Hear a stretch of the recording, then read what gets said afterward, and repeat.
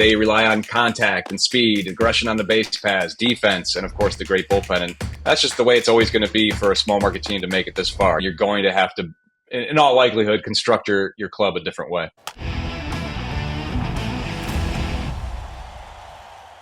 Perfect day for an FT debut for MLB.com senior writer Anthony Castrovince, who I've spoken to many times in the past. But, we figured we'd wait until Cleveland's finest can talk about the Guardians getting into the ALCS. So how you doing? And really, how's the city doing right now, Anthony?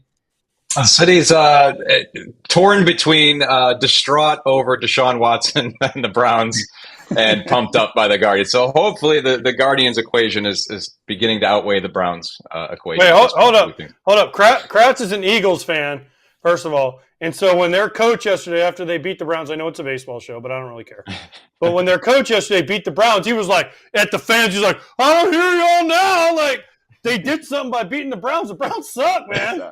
The Browns suck for real. It's tough to root for, as we know. Yeah. They are. Just mistake after mistake. So that's why I've never personally understood this great disconnect between Cleveland and the baseball product, but now, hey, the Guardians surpassed 2 million in attendance this season for the first time in a long time. They've gotten the ALCS unexpectedly. So things are definitely trending up on the baseball front around here. How can you say unexpectedly, though? They had the second best record in the league. But they're look, okay, this ties in. We can kind of ask the same question together because they're the low payroll team of the group here, right? Isn't this a team that the city can rally around?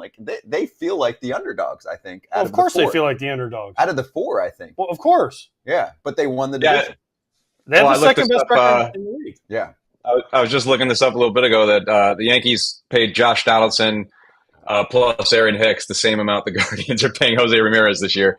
But when I say unexpectedly, I mean relative to the beginning of the season, because you just could not expect or forecast that the bullpen would be as good as it is, particularly the reliance on the young arms in the bullpen. You had no idea what they had back there in Cade Smith, Tim Herron, and Hunter Gaddis to set up Emmanuel Clase. That was on nobody's radar, even here in Cleveland.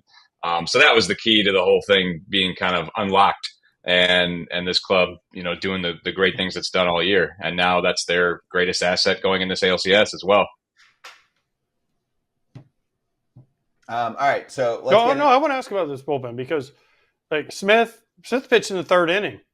Why'd they take Matthew Boyd out? He was pitching pretty good. I thought that. Yeah, we were texting him about it was kind of like, whoa, he hadn't given up anything. I know Skubal was on the other side, but, is there a fear? Let me ask you maybe this way. Is there a fear of these guys getting worn down because these guys have thrown a lot? These guys appeared in every game in this series, right? Class A is going multiple innings. Smith is pitching in the third inning. I mean, all these guys, Gaddis, Herron, they're all like boom, boom, boom, boom every game. I mean, at some point, Stephen Vogt needs Alex Cobb, Matthew Boyd, whoever it is, Tanner Bybee to give them 6 or 7 like Jack Flaherty did for the Dodgers.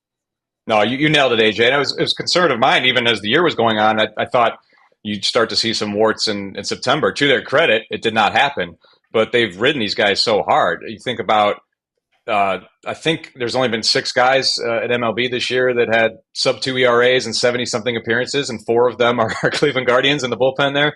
And I don't know what that means for these guys in their future. I don't think their agents might love the workload they've taken on this year, but they have leaned on those guys very heavily. And then in the division series, it was particularly prominent where, as you said, it wasn't just being used every game. It was how they were used. Class A going 6 outs for the first time in his career. Cade Smith, they pitched him anywhere from the 3rd through 6th innings. I mean, that's a dangerous October weapon, but it's also, what does that portend for this next series? That is a best of 7, fewer off days. It's going to be a much bigger test for this bullpen for sure. And they're going to, you're right. I mean, they're going to need some innings from their starters. The Marlins were the only team in baseball this year that had fewer 6-inning-plus starts this year than the Guardians. So this is not a typical, even in the context of the modern times where the bullpen, October is so bullpen-oriented, it becomes more bullpen-oriented all the time. Even within that, this is a pretty crazy setup that the Guardians are running out there. But is this just Cleveland? Like when Cleveland was playing the Cubs in the World Series, I know there's injuries. Trevor Bauer cut his finger. They had Andrew Miller, who was a starter in the pen, throwing 100 innings down there. But is this just the Guardians like, oh, well, we can't pay for starting pitching ever. And once once Tristan McKenzie gets hurt, once Shane Bieber gets hurt, all these guys get hurt, we don't have enough to come back? Or is it more of like, okay, their formula says these bullpen guys are our best shot, let's go with that? Well, they did not they would tell you, honestly, they did not intend for it to look like this. They certainly hoped to develop a great bullpen, no doubt, but they hoped for more from their starting rotation this year. And Shane Bieber looked great in spring training, and then he pulls up lame, 2 starts into the season, or 1 start in the season, excuse me. Tristan McKenzie, they had hope for a rebound, bounce back season from him, but he was pitching with a compromised elbow and did not have the year he hoped to have. They've tried other arms in rotation that, think about Ben Lively and what he meant to their rotation this year unexpectedly. He gave them a boost, but they're really piecing it together, as evidenced by the fact that Matthew Boyd and Alex Cobb are 2 of their top 3 starters in the postseason roster, and they weren't even here a few months ago. Matthew Boyd, a mid-season free agent signee coming off of Tommy John. Alex Cobb, he'll make his 5th start of the season tonight because of he's rehabbing from injuries with the Giants, and then he's had more issues, blister and fingernail since he's come over to Cleveland. So it's a real scramble for innings, which we're not accustomed to seeing from this organization. That's their bread and butter, is developing starting pitching. Now you might say maybe their bread and butter is shifting to developing bullpen arms, given what we've seen this year. But to get to your original point, this is the way it has to be done in a smaller market. Is you do have to zig where others zag and that sort of thing. You have to find a different way to win, and they've done that in multiple ways. Where this is a very defense-oriented club.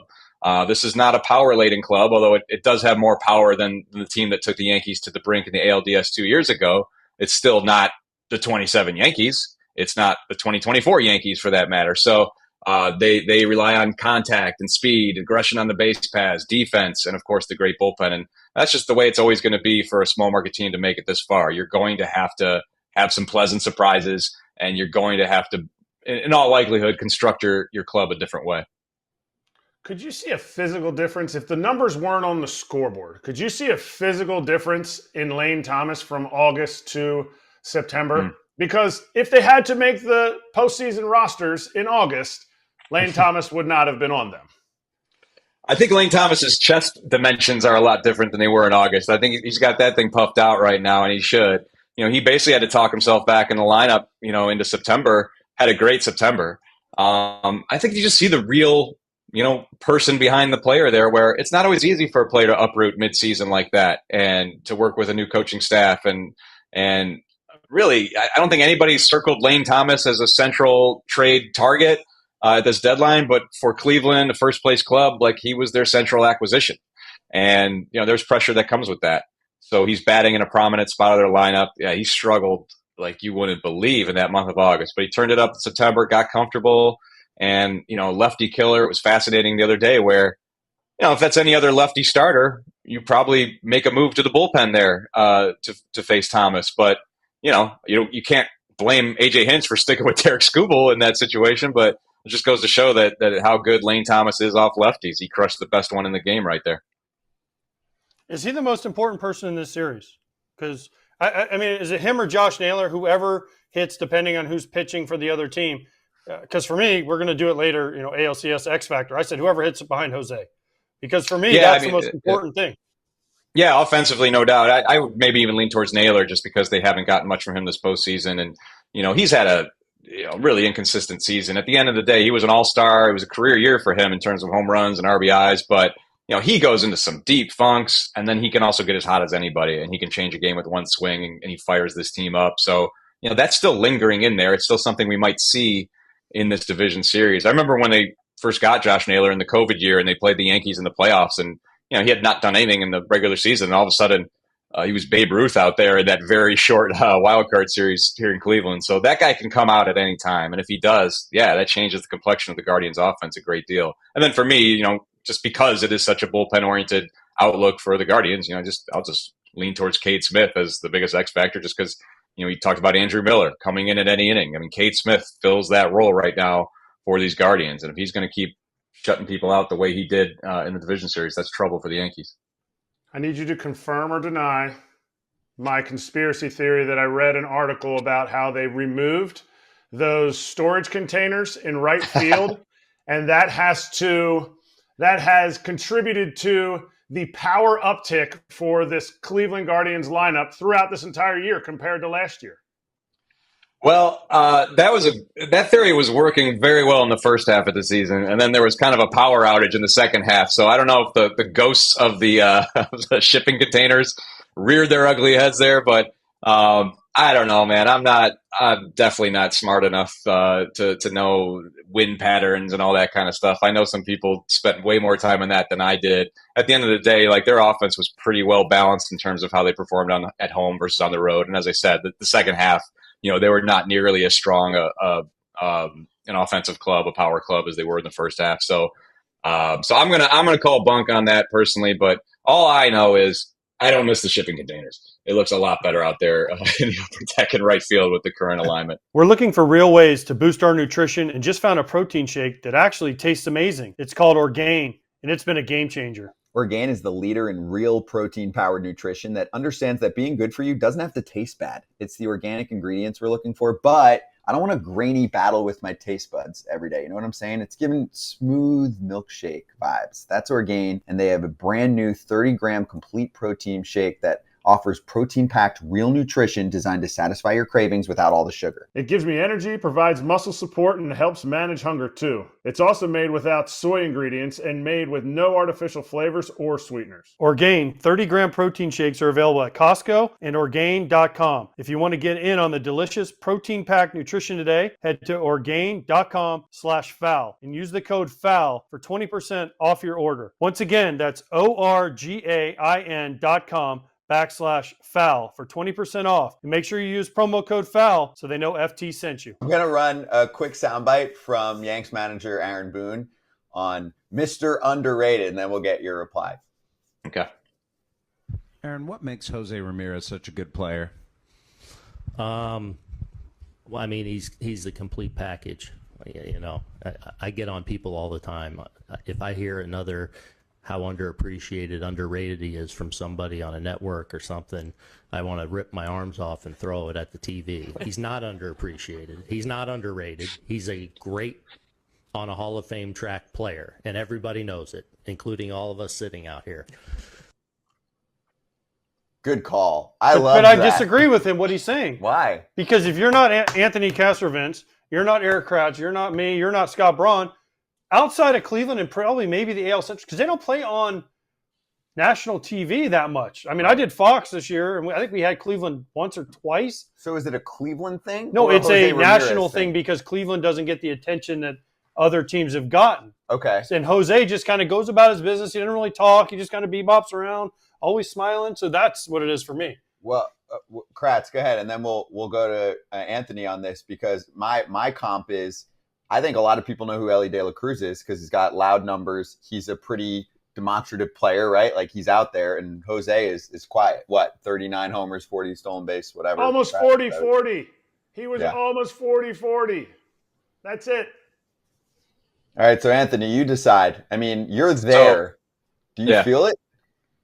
Oh, I still think he's underrated, with all due respect to Aaron Boone, because, well, for one, it's Cleveland. Two, there's a language barrier. I think that plays into just marketability or whatever. Here in Cleveland, he's a legend. He's the GOAT. He's the guy. He's the guy who chose to stay in Cleveland, took a discount to stay here, build the team around me, and let's go. He's unbelievable presence in that clubhouse.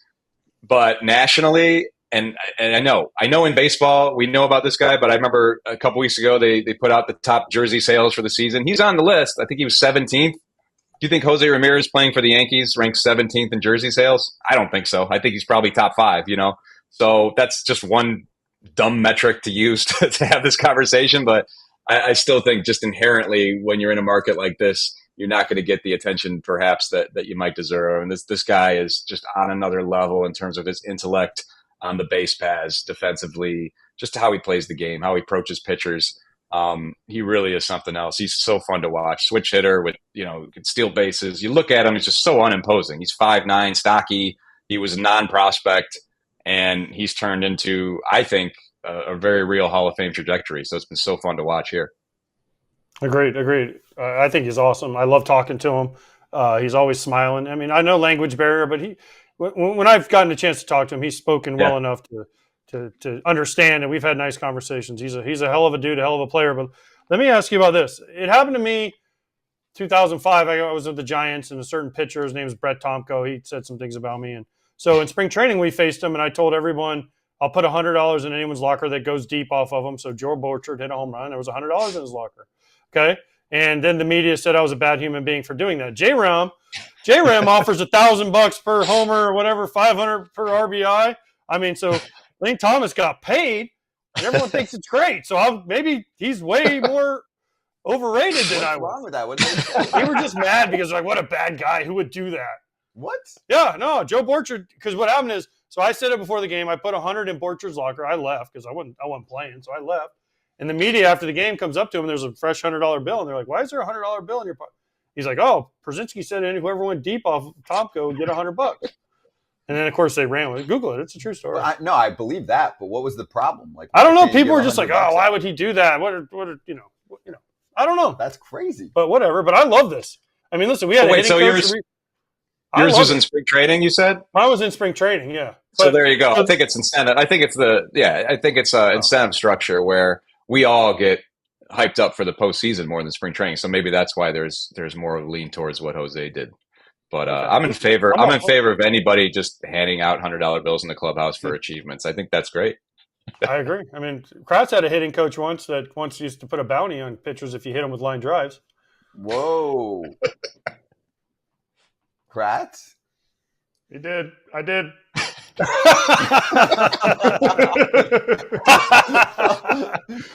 Kratz also got paid for slipping on the orange carpet that went viral in Houston on opening day. So, yes, this is a thing. I actually give him credit, Anthony, because he was making spring training exciting. Yeah, I'm all for that. Well, spring training incentivized. I don't think anybody needs to get up for the playoffs.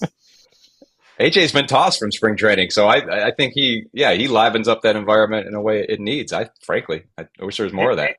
Anthony, you know what you should do? You should go to Jose and say, "Listen, I'll take $1,000 for every time I get you published nationally, so that way you can't say you're underrated anymore, or underappreciated, and then maybe he'll just slip you a little envelope behind."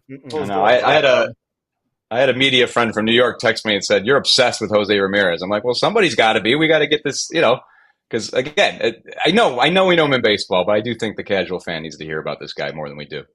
Was he a Yankees writer, or was he just an all New York writer? Mets writer. A Mets writer. Oh, okay. Yeah. So I was trying to think of somebody. Anyway, careful. These guys will try and start going down the line with you. It's probably easy to figure out. Okay, so how did the Guardians beat the Yankees? The Guardians beat the Yankees if they what? If they continue to just get 67% of their outs or whatever it was in the first round from their bullpen, and the bullpen just keeps delivering. I know it's like we talk it till we're blue in the face, but it is that simple for me.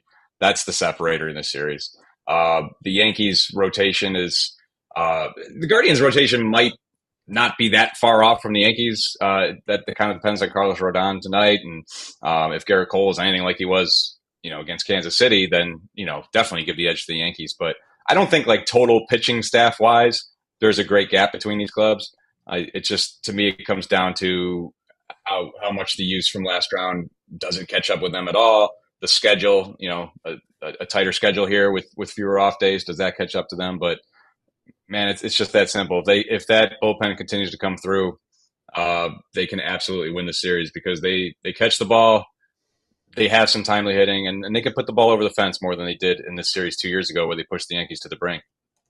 Anthony, okay, as an AL Central guy, clearly I played in the AL Central for like a long time, Twins and White Sox. I mean, come on, Guardians. You're the last bastion of hope. You're the last ones left. I mean, the Yankees have taken out the whole AL Central. You're the last ones left. Let's go. It's crazy how close we came to a Guardians Royals or Tigers Royals ALCS.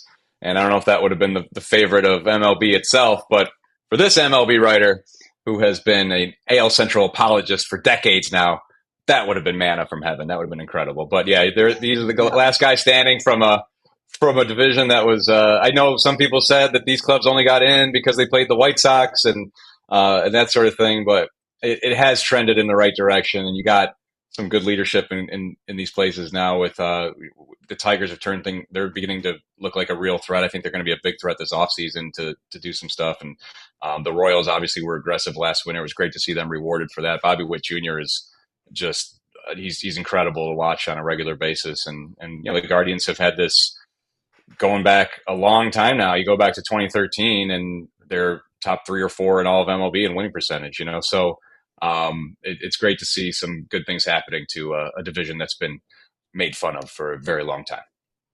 You said the Guardians starting rotation isn't that far off based on what Carlos Rodon does. Quickly, well, I just think, tell me, you're talking about they're choosing between 4 or 5 guys to start, and we're looking to get hopefully 7 innings out of the starting rotation from the Guardians. No, it's just he's an X factor to me because he has not performed well on the postseason stage, and generally speaking, has not performed well in pinstripes. If he's the dude they signed, the Yankees rotation I think blows away the Guardians rotation, but we just haven't seen that yet. So we saw him in that start against the Royals, comes out firing, strikeouts, amped up, and then you almost wonder if he tired himself out. He was so so much adrenaline flowing there. And he really fell apart quickly. So which guy do we see? Because Carlos Rodon, I thought, like a lot of people, I thought that was a good signing for the Yankees. It hasn't turned out that way quite yet. But, if he steps up on this postseason stage and is that guy they signed, then that swings the series in a meaningful way. So that's why I think, it's so fascinating to see him get this game 1 opportunity. By the way, the Guardians did not own the White Sox. They did not get in because of that. And second That's right. of all, Everyone else did. who left the division in 2013 and they all of a sudden the Guardians took off? Which player? I don't know. Guardians lost. Somebody left that division in 20. Their last year in that division was 2012, and the Guardians took off. I don't know what happened. So Mr. White Sox and Twin before that. The White Sox weren't good then. The Tigers were good. So don't start that. Tigers were good. That's why you left. You knew you couldn't beat the Tigers. Probably wanted to catch the Tigers with that rotation back then. But anyway, Anthony, awesome catching up with you. Great to have you on here for the first time. Appreciate it. Enjoy the series. All right, guys. Thanks for having me. Good to see you guys. Hey, everybody. Be sure to like and subscribe for more content. We're back here every weekday, all year long, so do not miss an episode. The videos are coming in all day. Here's another video you might enjoy. Baseball the way it should be covered.